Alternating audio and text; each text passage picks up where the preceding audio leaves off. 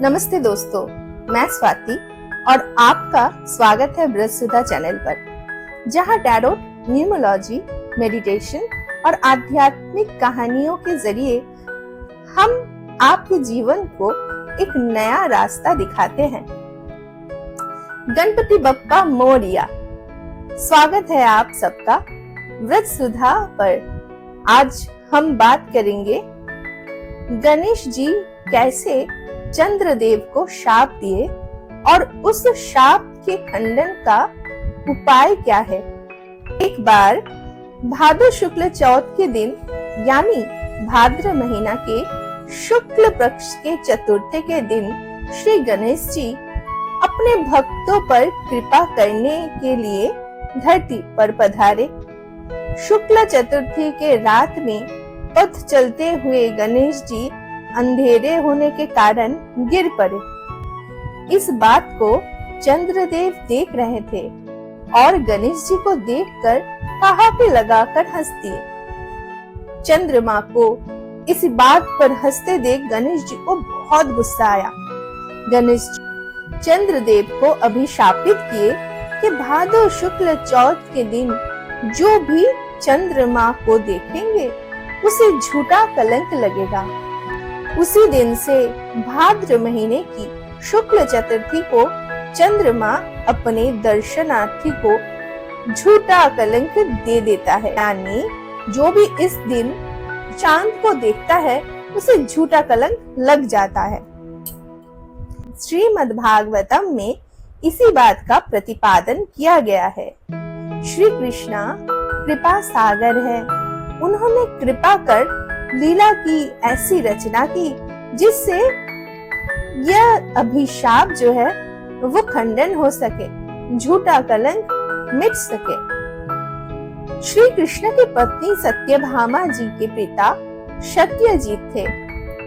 सत्यजीत जी सूर्यदेव को प्रसन्न कर सामंतक मणि नाम की एक मणि प्राप्त किए। इस मणि के एक विशेषता है, इस मणि को पूजन करने से बाहर परिमाण सोने का भंडार दान करते हैं ये मणि। इतना धन को प्राप्त कर सत्यजीत जी को अहंकार भी बहुत हुआ था। श्याम सुंदर ने सत्यजीत जी से आग्रह किए कि वह मणि को राजा उग्रसेन जी को दे दे ताकि प्रजा का हित हो सके। कृष्ण की यह सुझाव सत्यजीत को पसंद नहीं आया। इसी बीच सत्यजीत जी के भाई पसेन उस मणि को अपने हार में लगाकर मृगया को चले गए। एक शेर ने उस चमचमाती सामंतक मणि को देखा और सत्यजीत के भाई को मार के मणि को ले लिया, पर उस शेर के पंजों में मणि अटक गई। वही पास में श्री जाम्बवंत जी की निवास था। जाम्बवंत जी शेर के पंजों में मणि को फंसा देखकर उसे मारकर अपने बेटी जाम्बवती को वह मणि दे दिए। इधर प्रसेन को घर वापस ना आते देख सत्यजीत जी बहुत क्रोधित हुए और सारा दोष श्री कृष्ण पर डाल दिए। लोक चर्चा के माध्यम से ठाकुर जी को पता चला कि सत्यजीत जी उनके ऊपर अपने भाई की हत्या और सामंतक मणि चुराने का झूठा कलंक लगा रहे हैं। ठाकुर जी की लीला अपरंपार है। भला अग्नि को कोई अपवित्र कर सकता है, और ये तो हमारे ठाकुर है। उन पर लांछन लगाने की क्षमता किसमें हो सकता है। ये तो उनकी लीला है। भाद्र सुदी चंद्रमा को दर्शन करने से जो झूठा कलंक लगता है, उस कलंक को मिटाने के लिए एक उपाय ठाकुर जी ने ऐसे निकाला कि कभी श्री कृष्ण भी भादो सुदी चौथ के चंद्रमा को देखें, इसीलिए ऐसा झूठा कलंक उन पर लगा। लेकिन वास्तविकता में ये लीला थी इस शाप से मुक्ति का।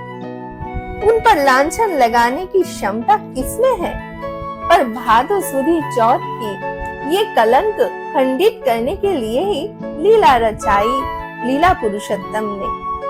और ठाकुर जी को भी झूठा कलंक लग गया।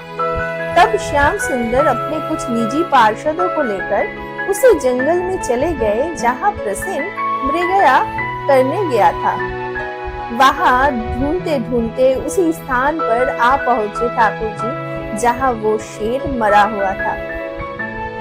कुछ दूर और चलने से जाम्बवती जी को देखे मणि को लेकर वह अपने सखियों के साथ खेल रहे हैं। श्याम सुंदर उनके पास गए और जाम्बवती जी से मणि को मांगा।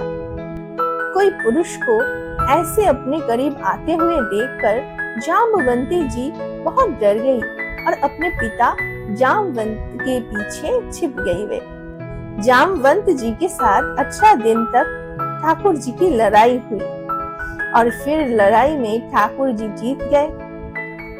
तब जामवंत जी को संदेह हुआ कि यह जो मेरे सामने खड़ा हुआ है ये कौन है, क्योंकि मुझे तो मेरे प्रभु श्री राम के अलावा कोई हरा नहीं सकता है। तब जामवंत जी के अनुरोध से ठाकुर जी राम रूप में ही जामवंत जी को दर्शन दिए। प्रभु के दर्शन से निहाल होकर गदगद वचन से उनकी स्तुति करने लगे जामवंत जी और फिर मणि को वापस कर दिए। साथ ही में अपनी पुत्री जाम्बवती जी का भी विवाह कृष्ण से कर दिए। जाम्बवती जी को लेकर और मणि को लेकर श्याम सुंदर जब राज दरबार पर पहुँचे तथा सत्यजीत को मणि सौंप दी और पूरी बातें बताई। सब कुछ जानकर सत्यजीत जी बहुत शर्मिंदा हुए और राजा उग्रसेन को मणि सौंप दिए और अपने हृदय मणि सत्यभामा जी को श्री कृष्ण के साथ विवाह दे दिए और सभी कोई प्रसन्न हुए। कहते हैं श्याम सुंदर की कलंक मोचन की यह लीला सुनने से गणेश चतुर्थी के दिन चंद्रमा को देखने से जो झूठा शाप मिलता है वह निवारण हो जाता है। जय श्री राधे श्याम, जय गणपति बप्पा। ये था आज की डिवाइन स्टोरी। अगर आपको वीडियो पसंद आया हो तो लाइक, शेयर और सब्सक्राइब जरूर कीजिएगा और बेल आइकॉन को दबाइएगा ताकि व्रत सुधा के नए वीडियोस तुरंत आपको मिल सके। याद रखिए, ज्ञान, शक्ति और शांति सब मिलेगा यहाँ व्रत सुधा पर। धन्यवाद।